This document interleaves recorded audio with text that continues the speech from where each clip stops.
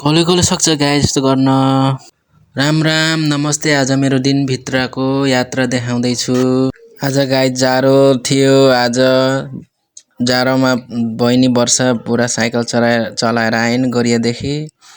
कुकुरहरू खेलिरहेथे मस्त। म पनि मक्ख भएर भिडियो बनाइदिए। त्यसपछि आमाले चिया बसाल्नु भयो टक्क लगेर अनि मलाई पर्सेर दिनुभयो। म बसेर खाए गाइस डोनटसँग राम्रोसँग मिठो लागेर। त्यसपछि दोकानमा मान्छे आए सब्जी लिन। भेन्डी लिएर गए अनि त्यसपछि सम्झना बुढी त्यहाँ मोबाइल चलाएर बसेथे।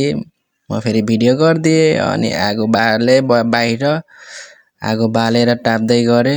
त्यसपछि फेरि अब मम्मीले पानको पात काट्दै हुनुहुन्थ्यो। बाबा फेरि तौलियातिर जानुभयो सामान लिन। अब खै गोबी के ल्याउनुहुन्छ। अनि मेरो भटिज फेरि आज यहाँ भुडुङ नचाउँदै देखाउँदै हेर काका भन्दै यस्तो मजाको भनेर बचपनको याद दिलाइदियो। त्यसपछि झाडु सारू लगाए सम्झना बुढीले। त्यसपछि भटिज खेल्न गयो केटाहरूसँग बचपनको याद दिलाइदियो भिडियो बनाइदिए। अनि यहाँ फेरि अर्को भुल्रा भाइ गुलेली लिएर देखाउँदै। त्यसपछि यहाँ कार गयो के प्रचार गर्दै। अनि त्यसपछि बाबुलाई टिफिनमा नास्ता प्याक गरिदिए। बाबु बाई बाई बाबा भनेर गयो आज बिना रोइकन। जहिले पनि रुने गर्थ्यो आज बल्ल राम्रोसँग स्कुल गइरहेछ। त्यसपछि फेरि अर्को अङ्कल आउनुभयो च्याउ मसरुम लिँदै अनि पैसा गिन्दै दिनुभयो। त्यसपछि म अब भोक लाग्यो खाना पर्यो। बासी भात भए पनि हिजोको मासु माछा बचेको थियो त्यही खाएँ। त्यसपछि भाइरल बहिनी मटर लिन आयो। त्यसपछि कार्ड आएको थियो बिहेको त्यो बाँड्न हिँडेँ म।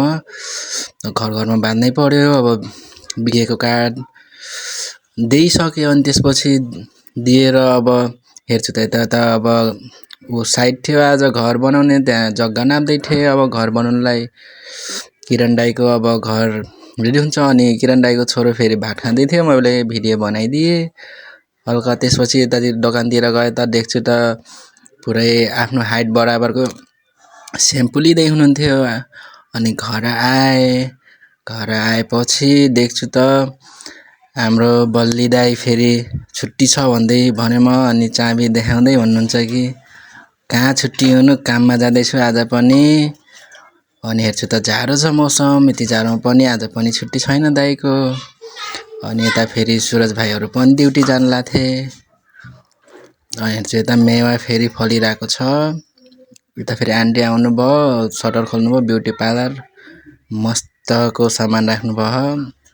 हल्का भित्रतिर गए हेरेँ सामान पनि देखाइदिए आफ्नो थोप्रा देखाएँ कस्तो छ हेरेँ ऐनामा। अनि त्यसपछि फेरि भाँडा मान्दै म नलका चलाउँदै थिएँ बुढी चाहिँ धुँदै। अनि बाख्रा बाहिर निकाल्न पर्यो भनेर मम्मीले बाहिर निकाल्नु भयो बाख्रा त दुगुर्दै।